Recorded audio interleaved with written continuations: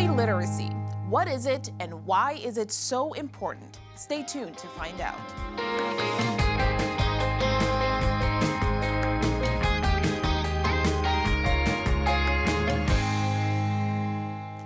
Welcome to The Point, a talk show designed to drill down to do just that, to get to the point about various MCPS programs, initiatives, and opportunities, and how they ultimately benefit our students.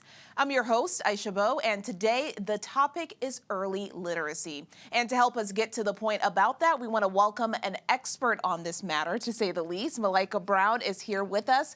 First, just introduce yourself and tell us more about what you do here at MCPS. Thank you. Happy to be here. My name is Melaika Brown, and I am the Elementary English Language Arts Supervisor. And I essentially oversee our Elementary English Language Arts curriculum. So when we talk about early literacy, what are we talking about? What is it? So it really focuses on the foundational learning around literacy.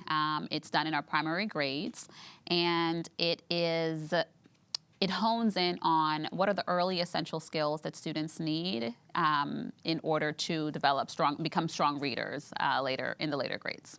And that goes right into my next question. Why have it at the forefront? Why the push to make sure that we are getting to our youngest learners and making sure that they have these skills before they move on? Absolutely. Well, when you think about, reading, right? Reading is, fundamental, right?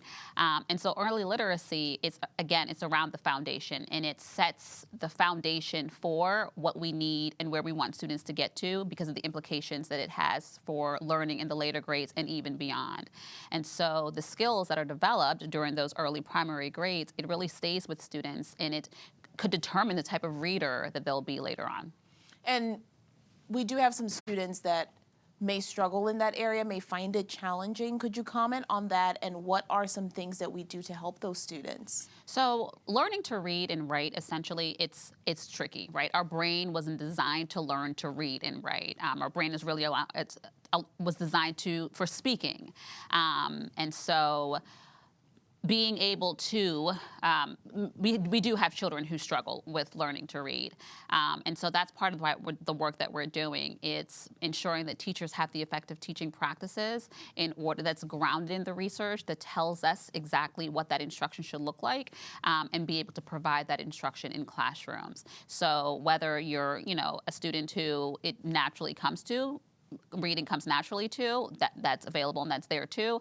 And even when for students that are struggling, the instruction is responsive to that as well. And of course, with anything, we are always changing, improving, and trying new things. How is literacy instruction different from now compared to a few years ago? So the main difference is we are responding to what the research says. There's a great deal of research out there, Science of Reading, that tells us how we learn to read and what the instruction should look like. And so that's what we're doing differently. We're responding to the research. There's a study that talks about that there are 5 components of reading: phonics, phonemic awareness, fluency, and vocabulary and comprehension. And so what we're doing is ensuring that in every single elementary classroom, the instruction addresses and responds to those 5 components, as well as the instruction is explicit, it's direct, and so teachers are explicitly modeling a skill. They're giving students the opportunity to practice that skill with support, and then students then demonstrate the skill. Teachers provide the feedback and determine next steps. And I want to make sure this is one thing that we get clear. I should have asked this from the beginning. We're talking about kids as young as kindergarten all the way through 3rd grade. How do we monitor that progression, and what are some of those benchmarks that we want to make sure the kids are progressing at the pace that they should be? So it essentially is almost a pre-K to 5, right? When we think about our pre-K students really developing that oral language, because that essentially is the foundation for reading. Being able to make the language structure, it connects directly to our written language. In kindergarten, 1st and 2nd grade, that's where the development of the early literacy skills come in. And so the students understanding that there's a letter-sound correspondence, then moving into blending those sounds together to read full words, the automaticity, so the fluency of being able to read, all then tied to comprehension. Because the whole idea, when we get into 3rd, 4th, and 5th grade, as I'm reading, it's building the knowledge around a topic. And in the other difference in 3rd, 4th, and 5th grade, the student is doing the heavy lifting around the decoding, the actual reading, whereas in K-2, they're developing those skills. And so the knowledge building comes from the read alouds when teachers are reading the complex text. So it's shifting from students doing the heavy lifting around the decoding. This is, of course, work that is happening in our schools each and every single day. To get a better understanding of what early literacy instruction looks like in the classroom, let's take a look at a video that actually features you, Melaika, and some dedicated MCPS teachers.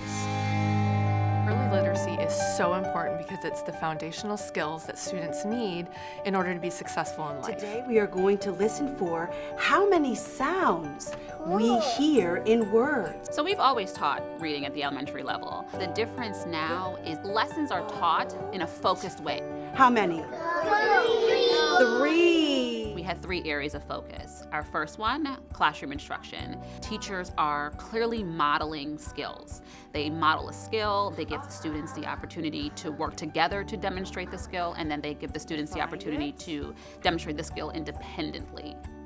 Our second, assessments. We really wanted to put in place an assessment that allowed teachers to collect the data, analyze that data to then inform their instruction. Small group and doing it again.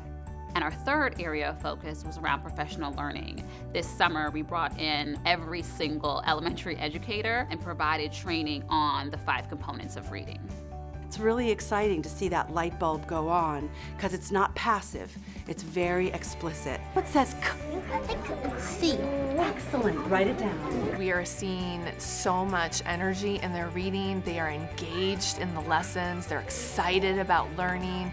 I already did mine. This investment on early literacy has been tremendously remarkable. When we think about our data, when we think about the growth that we have seen, the increased effectiveness of teacher practice that we see when we visit classrooms as a result of the professional learning, the tools, it has been all worth it.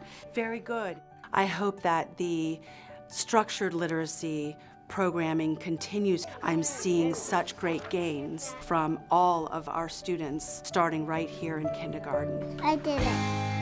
And we love seeing the confidence there from the students, as well as just hearing about all that goes into those lessons. The next question I really want to get into, the video mentioned those 5 components when it comes to early literacy. Touch on that and what it means when it comes to the instruction that's happening. So again, the instruction that teachers are providing is explicit. It's direct. It builds. It's cumulative. So we start with the skills that are a little easier, and then we move to skills that are more complex. So in the video, you see the teacher focusing on just the letter C, and what is a sound, and having the students write it, and then they'll get to, well, now we're putting multiple letters and sounds together to then be able to read words, and then it all ties to, again, those 5 components of reading. And how are we as a district right now measuring how a student is doing in reading? So we do that through assessments. We have an early literacy assessment that we administer to students 3 times a year in kindergarten through 2nd grade. And the assessment, it really measures how students are acquiring the skills that are taught, how they are blending letters, the letter naming, letter sounds, reading passages. It measures a little bit of comprehension in K-2, but the focus is really around the decoding.